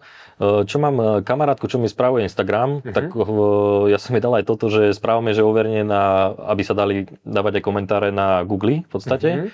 Len recenzie, tak mi v podstate neprešlo to overenie kvôli nejakému, oni tam pýtajú nejaké video a zrejme to video sme tam neodoslali dobre alebo dostačujúce na tú lokalizáciu, kde som asi. Áno. Tak toto budeme musieť spraviť ešte raz, tak asi tam ma budú potom ľudia hejtovať. Ale tak uvidíme, no ja som nie dokonalý stolár, čo robí termínovo hlavne presne asi. Toto je moja najväčšia viac menej asi chyba.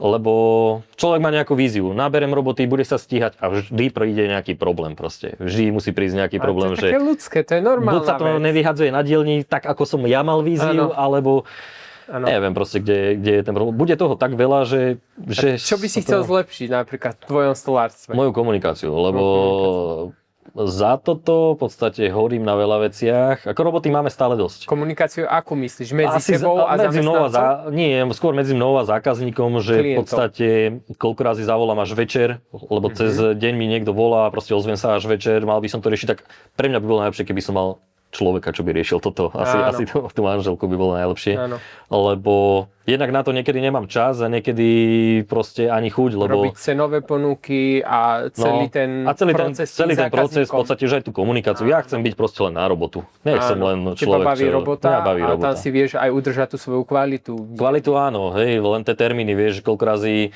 žena by to vedela napríklad možno moja aj inak povedať, že ja som taký, že stihneme to do 4 týždňov. Jasné, že to nestihneme, vieš, že proste, že poviem, a prečo im nepovieš, že 6 týždňov alebo 8 týždňov. Motivuješ tým. Áno, že asi robím rád pod tlakom, vieš, no, len potom je to také, že robím sám sebe zle, viac menej, vieš, takže... A ako spájaš, keď sme sa k tomu dostali, k žene, ako spájaš rodinu a prácu? Koľko hodín pracuješ, lebo ja s tým mám trošku problém. Ja takisto. Neviem si to rozdeliť, ja pracujem ráno, na obed, večer, idem za malým, idem domov, najem sa zas do roboty, večer presne, na telefóne, odpisujem zákazníkom, všetci píšu mne večer, ja neviem prečo, všetci píšu večer. Majú všetci čas, sadnú si na fotelku a píšu, vieš. A moja už, že no stále si na tom telefóne. A ja vravím, ale treba tú robotu urobiť, to nikto za mňa to nebude. Máme rovnaký problém, ale zase ja tú robotu cez ten mobil až tak toľko neriešim, ja skôr ten počítač, lebo musím spraviť buď nejakú vizualizáciu, o ktorú som sa doteraz nemusel nejako starať, lebo mali sme dizajnerku, len sme sa tak nešťastne rozišli zatiaľ nejako. Aha. Aj povieš nám, čo sa stalo? Pohrelo to na tom Rakúsku a na mojej komunikácii viac menej, však priznám sa. Hej, odišiel mi ten chalán, našiel som týchto, ale nešlo to tak rýchlo, ako to malo. Hlavne to už malo byť hotové, takže sa tam extrémne meškalo. Kde som aj prišiel o nejaké peniaze, jasné, že kvázi aj ona. Za svoje chyby sa platí. Je to tak. V podstate tam sme na tom pohoreli aj na tej mojej komunikácii. Ja som chcel, aby to odkomunikovala ona so zákazníkmi, že nech prebere túto agendu, kdežto ona povedala, že však to nie je robota. Tak som to komunikoval ja, ale nebolo to úplne asi šťastné, keď som povedal, že proste stihneme prísť do toho týždňa. Neprišli sme, lebo sa to proste bola tá dýhovačka, zdĺhavá robota. Nestihlo sa, tak som to preložil. No vieš, Marek, toto prekladanie úplne není dobré jedno s druhým. Ano. Tak nespravilo mi to úplne zrovna dobré meno, hej. No a na tomto sme pohovorili aj s ňou, že povedala, že si musíme dať nejakú pauzu. Aspoň, že možno na rok, lenže ja, ak si na rok nájdem svoju klientelu, tak už to asi nejako moc nebudem riešiť. Kdežto ono to tak funguje, vieš, máš nejakého dizajnera, platíš nejaké provízie za dohodené zákazky, ale zasa nemusíš starať o nejaké zháňanie roboty, ale potom si zase závislý na tom jednom človeku. Lebo čo teraz, budeš mať dizajnera, ty veškerú svoju snahu budeš dávať len do tej jednej práce, robíš jednak možno dobrú robotu, ale robíš reklamu len tomu dizajnerovi, lebo v podstate tebe už náspäť asi nepríde nejaká odozva ako na tvoju firmu stolársku. Keď si pod jeho menom. Si pod jeho menom, vieš. Ano. Takže toto je také, že možno by som sa chcel aj kvázi viacej osamostatniť. Tým, že som spolupracoval, sme asi 5 rokov spolu, tak som nerobil nejaké renome sebe, ale viac menej dizajnerovi. Nevravím, že to bolo nie dobré a nepohodlné. Vieš, že bolo to fajn. Aj dobré zákazky a jedno s druhým. Akurát, že hej, to meno robíš potom niekomu inému ako sebe, vieš. Ano. Takže toto by som možno chcel zmeniť tú... Ale to je taký začarovaný kruh, lebo musíš nájsť tých spoľahlivých ľudí, ktorí budú zase na dielni. Ano. Vieš, to je také, že dnešná doba je blbá, všetci by chceli robiť influencerov, proste ITčkárov a podobne a toto remeslo je také, že ono si pýta strašne veľa času, dokým sa naučíš niektoré veci, ktoré keď si nový a nevieš, vieš. Áno. A potom zase je to o tých peniazoch, hej, že nemôžeš čakať, že zarobíš 2000 eur, keď proste nevieš. To je Takže tú ruka v prácu ruke. si zháňal len cez tú dizajnerku? Dohadzoval. Ja som za ňou ani nemusel nejako chodiť za tou prácou, ale z času na čas poslala nejakú robotu a rozbiehali sme to s ňou akože pomerne dlho, hej, lebo tiež na začiatku nemala nejaké strašne dobré zákazky jedno s druhým, tak sme to robili takade, akože mal som svoju robotu, jej robotu a tak. Ale ty vieš už teraz urobiť čokoľvek. Tak akože dá sa, nevenujem sa takým veciam ako dvere, Áno. lebo to je za mňa, akože momentálne sa to neoplatí nejako robiť, Áno. lebo je veľa špecifických firiem, čo robia Ktorí dvere, robia len dvere. len dvere a schody, takže sem tam nejaké schody, ale to je také, že minimum, mikro kuchyne a interiéry v A podstate. odkiaľ zháňaš zákazníkov? Odkiaľ ti najviac chodí zákaziek? Vieš čo, máme teraz toto naše okolie, ten Trenčiansky kraj, tak aj je to také najlepšie, lebo keď máme cestovať do Bratislavy, tak vieš, jednak platíš chalanov, hore dole cestu, je to strašne ďaleko. Teraz minulý týždeň sme prišli z montáže z Veľkých Hulan napríklad o 12. v noci domov. Vieš, takže, lebo už si tam, už proste, a možno som to aj zle odhadol, reku, že však nebudeme dávať prespávačku, že však stihneme, ani sme nestihli to, čo som úplne všetko chcel, porobilo sa dosť, ale nestihlo sa všetko, čo chceš, vieš. A už to bolo také, že boli sme tam štvrtok na piatok, sme mali naplánovanú ďalšiu montáž inde, tak sme tam neprespali. No ale zase tam viac ľudia zaplatia. Áno. Troška. A chcú ľudia zaplatiť za tú kvalitu, alebo chcú ľudia zaplatiť menej? Vieš, ľudia, čo chcú zaplatiť aj menej, očakávajú tú istú kvalitu, ako ten, čo dá za kuchyňu 7 000 a ten, čo dá 18 000, tak očakáva tú istú kvalitu, vieš? Kvalitu. Len je to o materiáloch. Aj veľa razy. Vieš, lebo tak nemôže človek očakávať, že keď si dá klasickú pracovnú dosku, a keď si dá umelý kameň, že to bude to isté. Ten umelý kameň môžeš rovnako poškodiť, vieš, že ho poškriabeš alebo ho odlupíš, ale aspoň ti nenapúči, hej? Ale tá kuchyňa, on je to vždy o tom, ako sa k nej človek správa. Ja mám dihovanú kuchyňu, na ktorej som sa v podstate učil. A to je taká story, to je extrém úplný, že to je telenovela, lebo tam, kde som tú kuchyňu robil, tak tam som už aj ostal. Vieš, s manželkou som sa tak spoznal. Aha. Čiže ja som jej robil kuchyňu do domu, do novostavby. Áno. A tak nejako to zaiskrilo a už som tam v podstate ostal, vieš, takže kuchyňu som dorábal ešte tak potom už, keď vlastne som tam ako keby aj býval, hej. Áno. Našla ma vlastne, moja zlatá svokrička ma našla, vieš, takže to je také, no. Tak tá stolárčina mi vlastne našla aj manželku, vieš. Takže aj bývanie, no však vlastne sme v tom dome tam, ja som mal nejaký pozemok, ten sa potom predal a ostali sme tam, kde sme a je to super, no. A vidíš to, no, tak asi to mám súdené tú stolárčinu, no, len s tou robotou je to o tej kvalite, keď sme sa bavili, tak je to aj o tých stolároch, ktorí to robia. Lebo napríklad ja neznášam odfušovanú robotu, keď proste privrem oči, že mám niečo dopiliť do stropu a sa tam 3 mm, však vykašlem sa na to, však to akryl zakryl. Niekedy to proste sa inak nedá, hej? Áno. Ale keď sa to dá, tak prečo to nespraviť tak, aby to bolo Vieš povedať pár týchto základných chyb, ktoré zákazníci, ktorí si dali vyrobiť kuchyňu, sa môžu pozrieť na kuchyňu a... Mne sa napríklad nepáči, keď teraz je moderné, nedávať koncové lišty, hej. Keď dá niekto zástenu a vidím tam tú plastovú lištu, tak má triafa šlak. Áno. Lebo proste však prečo, keď v dnešnej dobe sa to už dá spraviť bez toho, vieš? Áno. Alebo dokonca však nedávno som ešte videl tie hliníkové spojky na rohu. Tak či tam išlo fakt tak o tú cenu, že im to bolo jedno, alebo proste to bola len nevedomosť, že sa to dá spraviť aj inak. Vieš, že však dá sa tam dať ten zánkový spoj, aj keď to nie je drahá kuchyňa, vieš. Pri tých zánkových spojoch je problém, pokým to nerobí CNCčko trebárs, tak je problém, že tam spravíš len pravý uhol. Vieš, keď ti stenu niekde zatvára, niekde otvára, tak koleduješ si o prúser, vieš. Áno. Keď robíš napríklad tak, ako že spravím tú 45-ku, preplácaš na tej doske, ale už si vieš, tie uhly, tam nemusí byť 45, ja to stále volám, že 45, hej, keď máš 90 ale ty to vieš otvoriť, zatvoriť hociako. Podľa steny. Kdežto napríklad teraz sú moderné ABS-kové hrany na pracovných doskách. Veď toto som ja robil už pred 8 rokmi. Eger s tým prišiel teraz, Ale nie kvôli tomu, že je to moderné. Oni prišli kvôli tomu, že spravili dub Halifax, pracovnú dosku, kde už sa nedá spraviť postforming ohýbaný, lebo ten laminát je hrubý a praskal by. Tak proste dali násurovo na polyuretán dopredu ABS hranu. Ja to tak robím už 8 rokov, lebo sa mi to páči. Lebo ja neznášam, keď proste niekto spravil pracovnú dosku a ten detail nejaký, že ti to nenadväzovalo, že tam je to uskočené takto a ešte keď to niekto aj z boku uskočí, že to dá o tie 2 mm von tú hranu, mňa triafa šlak, lebo proste kde je problém dať tú bočnicu opaskovať z vrchu a spraviť to pekne, že tam máš pekne to pasuje na seba a vieš, máš tam len to Včko. Áno. To je proste, to sú detaily a detaily, vieš. To je presne to, ako keď niekto robí vnútornú zásuvku a praskne z boku šroby. Áno. Že kde je problém to preboha v dnešnej dobe nalamelovať a zalepiť? Veď to je tá istá robota, že či tam dáš šrob, alebo tú zásuvku zalepíš a nevidíš z boku tej šroby potom, tak keď vidím niekedy kuchyne, že a nie kuchyne, alebo treba z nábytok, tak ja keď robím komodu nejakú, tak na vnútorných zásuvkách, keď ju ako keby teda nie vnútorných, na zásuvkách, ktoré sú akoby neviditeľná, hej, že vidíš len drevo, alebo drevotriesku teda, tak ja páskujem automaticky aj spodok. Lebo samému sa mi stalo, nerobil som to tak x rokov dozadu, samému sa mi stalo, že som bol opravovať jeden výsuv a porezal som sa proste o tú hranu. Že som takto rukou čiahol, neviem, že to bolo rezná rana, neviem, štichy, ale som sa o ňu poškriabal, hej. Áno.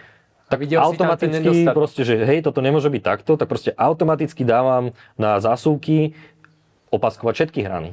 Áno. Lebo za mňa už je to taký štandard, čo by mal byť a tá hrana nestojí Mailand, hej. Ale už aj kvôli tomu, že možno mne sa stalo toto a preto to tam dávam, hej, ale vidím to bežne, že to tam není. Ale pri tých lacných nábytkoch som už videl kadečo, ozaj, že je to proste. A čo by si urobil ináč, keby si mal začať teraz? Už máš tu prax, už vieš, ako by si to ináč rozbehol? Vieš čo, možno by som sa snažil skôr osvojiť nejaký priestor. Lebo keď akože postaviť halu? Áno, možno si zobrať ako mladý nejaký úver. Keby mám, hej, teraz tejto skúsenosti, tento rozum, tak a hlavne ešte v tej dobe, keď som bol, to bolo pomerne o dosť lacnejšie všetko. Áno. Dneska kúpiť pozemok je celkom hardcore. Ale určite by som chcel niečo do svojho. Už len z toho ekonomického hľadiska, že šetríme si na nejaký dôchodok s tými našimi odvodmi, vieš. Áno. Vieme, aký bude asi, alebo či sa vôbec dožijeme, lebo ja mám ísť niekedy 68, tak to čo budem aký, vieš, 68, asi tie formáty nosiť nebudem. Takže bola by to. Tam máš svoj dôchodok potom, lebo môžeš to buď predať, alebo to môžeš dať do najmu zase niekomu ďalšiemu. Vieš, že odstúpiš svoju dielňu už s nejakými strojmi, ktoré už síce budú asi na výmenu viac menej, ale toto je prvá vec asi, čo by som riešil, niečo svoje. Lebo keď si predstavím, koľko ročne tam utratím peňazí, tak v podstate je to už pomaly aj na to svoje. No a druhá vec, tak akože ja som mal tiež párkrát taký skrat, že už som bol z toho vyhorený, že proste ma to už nebavilo, lebo neboli také dobré zákazky. Nedarilo sa jedno s druhým, môžeš spraviť hoc čo, ale proste môžeš byť hoc ako dobrý, no proste kým nemáš nejakú klientelu, tak to nie je úplne ono. Ale musíš vydržať proste, ono to časom nejako postupne príde. To tým nevravím, že mám klientelu, že robím kuchyne za 20 000, hej. To je možno škoda, že som prišiel tú dizajnerku teraz, hej, lebo fakt už to vybudovala na takú nejakú hranicu, že najdrahšiu kuchyňu sme robili za 23 000 spolu. Teraz tam máme ďalšiu za 18, ešte takú zostatkovú posledná zákazka s ňou, hej. A ja tie svoje zase až také drahé nemám, hej, ale zase sú není tak náročné. A druhá vec je tá, že ja keď si tú kuchyňu kreslím v programe. V akom programe kreslíš? Ešte ja mám starú prostovku, ale nemám tam render, ale teraz, čo som si robil potenciálnu zákazku, tak som to nakreslil tej starej prostovke a zadal som do AI ChatGPT tie fotky. Áno. A dal som si ich vyrendrovať v tých materiáloch, v ktorých som to chcel mať. Trápenie, hej, porobil koniny. Pri prvej fotke, ktorá už bola dobrá, hovorím, že vložil som druhú, zachovaj všetko ako je, len to vyrendruj. Áno. A už to pochopil a všetky 4 fotky mám vyrendrované tak, ako keby som to robil, ako keby to robila nejaká dizajnerka v nejakom dobrom programe. A neskúšal si Gemini? Počul som už o tom. Lepšie robí fotky. Ale ešte som neskúšal. Je ich viacej týchto. Sledujem jedného influencera, čo vyprával zrovna o týchto programoch, ktoré sú na to. A zrovna tento ChatGPT nebol úplne medzi dobrými. Nie. A ešte sa mi zdá, že sa aj pohoršil teraz. Hej? Či urobili nejaký upgrade, lebo ja som tiež som prešiel na fotky, lepšie aj tá Gemini by som povedal. To je od Google zadarmo. Hej, to je od Google, lebo ja mám platenú verziu napríklad na tomto. A ja platím každý mesiac, ale. Tiež, ako treba s ním mať nervy. Napríklad, čo som tam už dal dohodiť obývačku, už sa mi s ňou nechcelo, len som napísal, že asi akú, tak to tam dal na prvú šupu a zákazníkovi sa to hneď páčilo, že bude to takto, hej, ja už si to len nejako vizualizácia dá tomu veľa. Veľa, ale tým, že doteraz som sa o to nemusel nejako zaujímať, lebo to riešila dizajnerka, tak ale mňa to akože aj baví, len ten čas. A vieš aj povedať, ako ste tam boli nastavení s pracou? Či... Ako s dizajnerkou? Myslíš pomer, ako som niečo vyplácal, alebo s prácou, tak to, no, vieš, ona niečo... V percentách to bolo 10% zo zárobku. 10% z môjho zárobku. No. Čiže vždy sme odkomunikovali, koľko je zárobok a 10% proste išlo. Lenže vieš, aj to bolo také... Veľa technických problémov som musel riešiť ja. Áno. A mi to príde také, že... To sú aké technické problémy? Že niečo nebolo domyslené už pri vizualizácii. Áno. A potom som to musel riešiť ja buď za jazdy, alebo keď som si to pomeral reálne ten priestor, tak som zistil, že takto to úplne nejde a musí sa to nejako doriešiť, ale už to neriešila zase ona, už som to musel riešiť ja. Áno, to bol čas navyše aj práca. Áno, kdežto ja, keď teraz napríklad túto kuchyňu, čo som si nakreslil a v podstate som si ju vyrendroval cez chat, tak ja už tomu predídem, lebo ja keď si to kreslím, tak si to už kreslím tak, ako to má byť, ako to vieme spraviť a neprekvapí ma niečo, čo tam je nedoriešené. Áno. Takže asi len toto, ale ono to bolo fajn na dohadzovanie roboty, ale tých 10% bolo podľa mňa aj celkom dosť, ale tak stíhali sme to nejako tak, hej. No. Áno. Len zase bol drahší. Stalo sa nám, že proste zákazka neprešla, lebo proste ja to nebudem dávať zo svojich peňazí. Ja to tam musím zase iba nejako nadhodnotiť, lebo to by som to nemusel robiť. Čo je ideálna zákazka pre teba? Čo by si povedal, že na tomto som dobre zarobil? Kuchyňa, vždy kuchyňa. Na kuchyni zarobíš vždy najlepšie. Áno. Lebo pomer práca a ten zárobok je najlepší. Keď chce niekto nejakú kúpeľňovú skrinku, no čo na nej vyrižuješ, vieš? Áno. Nič moc. A keď si dá celý dom urobiť, je to horšie, ako keď si dá len kuchyňu? Je to lepšie, lebo keď robíš celý dom, tak sa niekde zahrabeš na 3, možno 4 mesiace od náročnosti, hej? Aha, že nemusíš ani cestovať, vlastne si stále na tom istom mieste a... Už aj napríklad mám v Prievidzi jedného chalaniska, ako môžem pozdraviť, tak Štefi, čo má Palm Street, reštauráciu azijskú. Najlepšia asi v okrese minimálne, sushi je brutálne. A toho som spoznal cez túto dizajnérku, to je jediná vec, ktorú v podstate, že absolútne neľutujem. To je úplne super chalan a tomu tiež teraz ideme robiť nábytky. A to je to fajn, že čím ďalej, ja som mu zariadoval tú reštauráciu a čím sa viacej s tými ľuďmi stretávaš, tak to už prejde z toho pomerne zákazníckeho vzťahu do toho kamarátskeho. Áno. A toto sa mi teraz zrovna stalo druhýkrát v živote, že chalanisko, ktorému robíme vo Veľkých Hulanoch, Filipovi, tak to je to isté.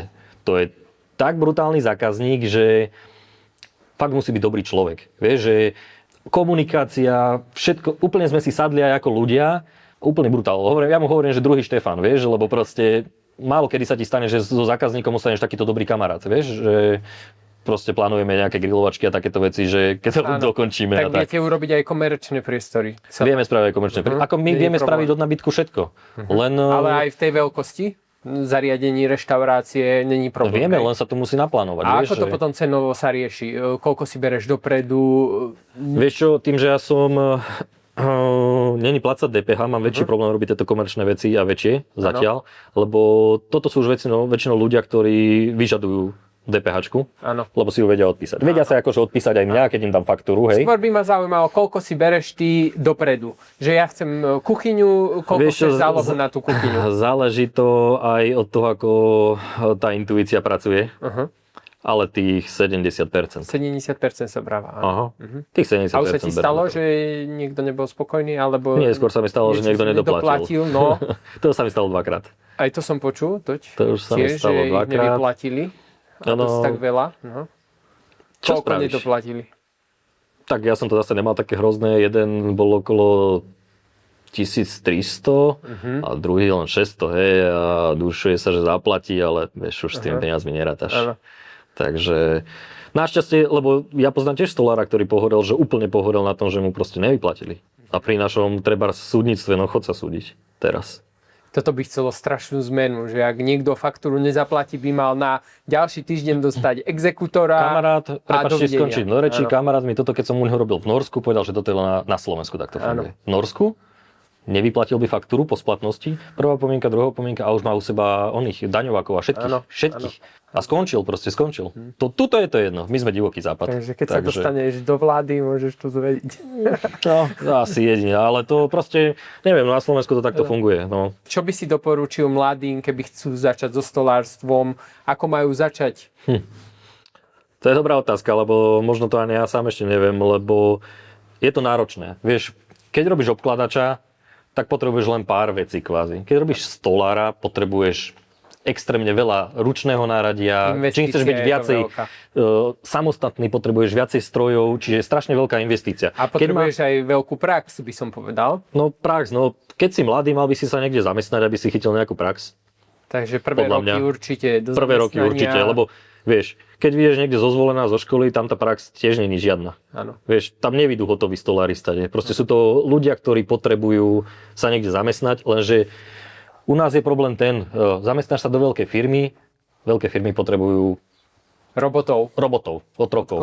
Tam ťa dajú pripilu a budeš robiť celý život toto. Áno. Vieš, pokiaľ sa nedostaneš do nejakej montážnickej partie, lenže to je ťažko, lebo tam je to už rozchytané. Vieš, tam sú už ľudia, ktorí sú na svojich pozíciách a ty si to nepustia, pokým nejdu z firmy preč. Takže je to také... A je horšie byť na dielni a robiť na dielni, alebo na tej montáži? Čo je pre teba lepšie? Vieš čo, ja by som odporučil aj. Lebo na tej dielni si nájdeš skills možno vo výrobe nejakého nábytku, a na tej montáži ťa zase môžu prekvapiť veci, ktoré sa už dejú na montáži. Prevrtáš vodu, čo sa napríklad mne stalo. To asi každému. Proste prevrtáš elektriku niekde, lebo máš pípač, ale... Tam nejde elektrika. Tam nejde a ide. Vieš, proste na montáž krivé steny jedno s druhým, to ti dá zase úplne niečo iné, hej? Áno. Čiže, no mladí, zamestnať sa niekde, ale najlepšie sa zamestnať ani nie vo veľkej firme, možno niečo také, ako ja mám toho Davida, hej? Len zase to o povahe človeka. Lebo keď je ten mladý chalán a má víziu, jasné, on si možno v hlave povie, že robím tu zašušne teraz, tak sa tak tomu aj staviam, hej? Áno. Ale nie je to o tom podľa mňa, je to o tom, aký chceš byť, lebo keď ten človek, pre ktorého robíš, vidí, že za 3 mesiace dobrý pokrok, tak jasné, že mu prihodíš. Áno. Ale keď je za 10 mesiacov tam, kde bol na prvý mesiac a opýta sa ťa vec, ktorú robil 26 000 krát a opýta sa ťa, ako to má spraviť, tak tomu asi nepridaš. Áno. Čiže podľa mňa je to o tom, či ten človek sa chce zlepšovať. Jasné, že ty keď mu dáš svoje skúsenosti, on u teba neostane. Musel by si ho fakt dobre platiť, aby u teba ostal. Áno. Lebo zase, keď je veľmi dobrý a má tú víziu, tak si zoberie úver, pôjde do nejakého nájmu, ak nemá nejaký priestor u rodičov alebo hoc kde, že bude mať svoje a bude mať svoje stolárstvo, keď je potenciálny. Okay. Ale niekomu to stačí, že mám skúsenosť, dobre sa mi tu robí a na čo by som si, lebo to máš starosti. Musíš zháňať robotu, musíš doma rátať, to je presne, ak si ty hovoril, že robíš to aj po večeroch. Ja to isté, ja prídem z roboty domov, chalani odídu z dielne, majú čistú hlavu. Ja musím ísť domov a riešiť buď cenové ponuky, buď návrhy, alebo toto. Áno. A kedy to robíš? Po večeroch, lebo inak nemôžeš. Okay. Takže asi tak. Dobre, ďakujem ti za rozhovor. Ja ďakujem napodobne.